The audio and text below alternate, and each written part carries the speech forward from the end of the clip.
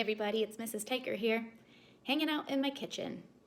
I'm sure lots of you have been hanging out in your house somewhere, trying to find things to do. For me, it's been reading books and hanging out with my dog and my cat. And today, I'd like to introduce you to them and share with you one of the best books that I've been reading while we've been out of school. It's called Skippy Jon Jones Class Action. It's a story about a Siamese kitty who wants to be a Chihuahua and goes on many adventures with his imaginary dog friends. And in today's story, he wants to go to dog school. Skippy Jon Jones was just dying to go to school. And nobody, not even his mama, was gonna stop him. But she did, by the scruff of his neck. "School is for the dogs," stated Mama June Bun Jones emphatically. "They're unruly and drooly," she added dramatically. "Just listen to that barking. Those hounds sound ferocious. Plus, a bus full of dog breath would smell quite atrocious. Good golly, Pop Lolly, it's such a no-brainer. If there is a good dog, it's because of its trainer."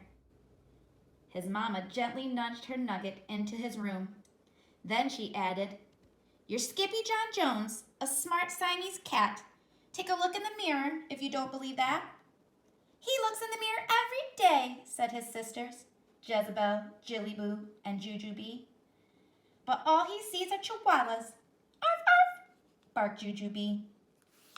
After his family left him to think, the chihuahua did exactly what his mama suggested. But not before he bounced around his room with some books. "Oh, I'm Skippy Jon Jones, and I don't get the fuss. It's not like a pigeon is driving the bus." He climbed up his sister's kitty condo ladder for a peekaboo in the mirror. "Holy Julio," squealed the kitty boy. "How many chihuahuas am I?" he wondered out loud. Then he took a deep breath, and using his very best Spanish accent, he answered, "As many as your head can handle, hombre." And quicker than you can say, the cat in the hat never did that. The kitty boy tossed his mask and his cape and a bright yellow banana into his mochila. Then as he buttoned up his red plaid shirt, he began to sing in a muy, muy soft voice. "Oh, my name is Capito Fresquito, and I'm off to the school for perritos, 'cause I've got a good hunch that I'm going to have lunch with a grande old bunch of puchitos." Just across the hall, Mama June Bug Jones and the girls were doing a little homework of their own. "Listen here, missies," said Mama. "How are you supposed to clean your kitty condo without your ladder?" "Skippy Jon has it," said the sisters. "What for?" asked Mama. "So he can see the chihuahua in the mirror." The chihuahua, however, was already in his closet and boarding a bus for school. But the kitty boy wasn't the only chihuahua on board. His old amigos, los chimichangos, were going to school too. "Thank dog you made it, dude!" exclaimed Don Diego, the biggest of the small ones. "Si, Capito," panted Poquito Tito, the smallest of the small ones. "We need your help con el bolito." "Without a doutito," declared El Capito. "But why do you need my help with the bully?" "Because he is a perro mezquino," declared Don Diego, "who barrenas around la escuela in a tazalita." "He spins around the school in a tiny teacup?" exclaimed the kitty boy in shock. "Si, dude," added Don Diego. "He growls and howls and wears a suerte de lana también." "Not the wool sweater," said Capito. Agreed Poquito Tito, trembling. "He is a woolly bully." There wasn't a dog worth his biscuits who didn't fear the woolly bully. So it wasn't surprise when a potent puff of panic poofed out the gatito's tail. And all that puffiness inspired the puchitos to sing. "Oh, Puffy, Puffo, Puffito, we know you can do it, Capito. Let's unravel his sweater and knit something better. We'll show that old woolly bullito." But there was no turning back now. The doggies had arrived at school. A moment later, the principal, a poodle with very high standards, appeared with a bucket of balls and a whistle. First, she blew, and then she threw. "Go fetch," barked Mrs. Bagalot. Then every dog, big and small, chased the ball down the hall and into their classrooms. Except for Scapito.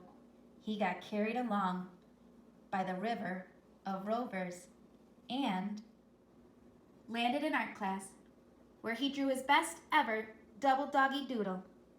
"I've never seen a pup do that before," said Mrs. Helmer, the art teacher. Then he trotted over to the music room and bayed like a beagle for the canine chorus. "Bow wow!" woofed Mr. Muzzletuff. "What a pair of ears!" After music came math, where Skippy stunned Mrs. McDruler with his counting skills. 2, 3, 5, 7, 11. At the bell, the amigos followed their noses into the library. Not even a bowl full of frijoles smelled as delicious as the scent of books waiting to be read. "I like libros," declared El Scapito Fresquito, the great readerito. "I like books too," whispered Leonora Lapsitter, the librarian, from behind the bookcase. The kitty boy was the last to leave the library, so he had to race right over to French class with Monsieur Fusé. "Can you say cheese?" asked the teacher. "Oui, oui," said the poodles. "Fromage." "Si, si," said Scapito. "Queso." "Queso cabeza," shouted the chimichangos from the rear of the room. "I'm not a cheesehead, chimichangos," chuckled the gatito. "I'm a chihuahua." The poodles were tickled pink to have Los Pachitos in class with them, and Los Pachitos wanted to share what they had learned with their amigo. Zosie Poopy sang, comecito, we have something to tell you, Scapito. When the poodles say we, they really mean si, so don't look for a red hydranito.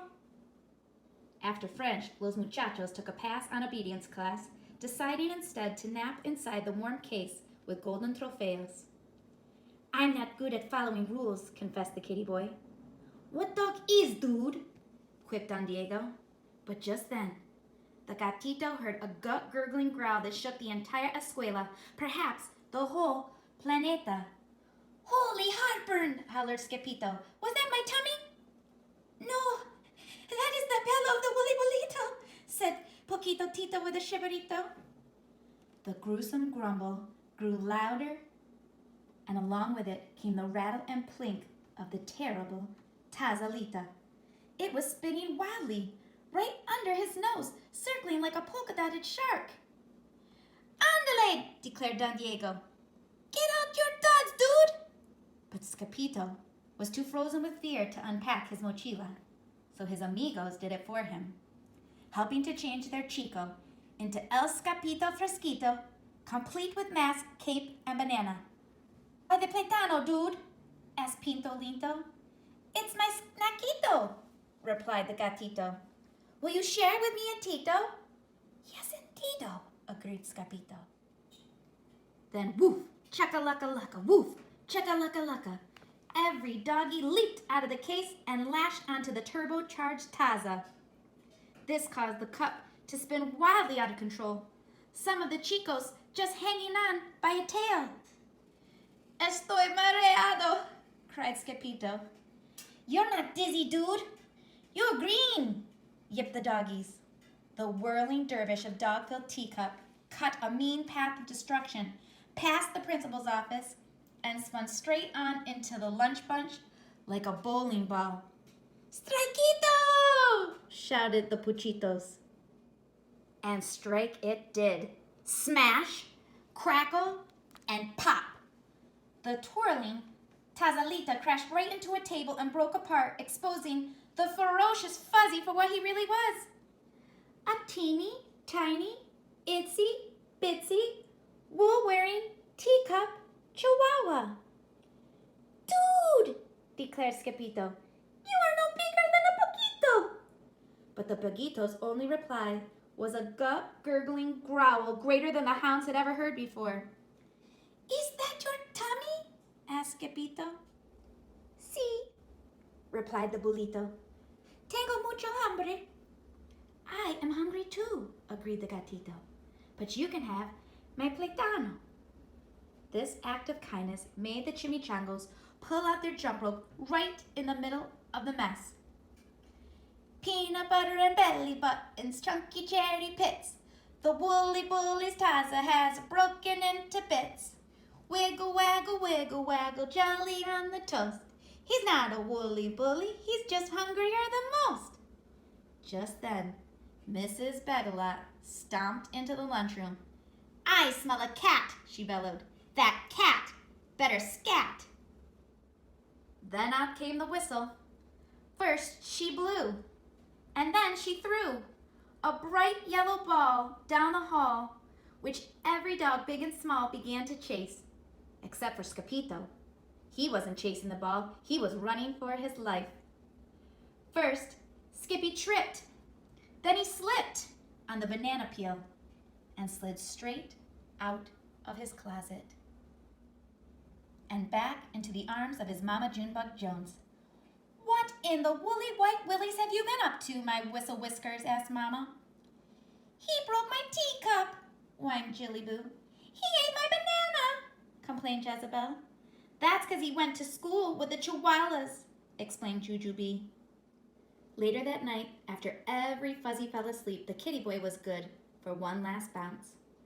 Oh, I'm Skippy Jon Jones, and I couldn't say it better. A dog is not a bully just because he wears a sweater. Then he bounced over to his mama and gave her a beso, a kiss. She felt straight through the layers of her quilt. Good night, little dipper, said the very sleepy mama. Good night, mama, said the very sleepy kitten. The end. It looks like our story put my dog Skipper to sleep too. He's part Chihuahua. Hi. I'm part Yorkshire Terrier. Skipper, did you like the story? Yeah, me too. Did you find Ripkin hiding in here? Should we show everybody where he is? Yes, let's take a look. Oh yeah. There is the fat cat. This is Ripkin. He's my 17-pound Manx. And he has been sleeping away the day here on the chair in my son's room. Unlike Skippy Jon Jones, who loves adventures, this cat prefers sleeping. Being away from school feels like an adventure, especially when you're trying to find things to do and trying to stay healthy. But just keep in mind, even if you don't have lots of things you can do at your house, you can always use your imagination like Skippy Jon Jones and come up with your own adventures.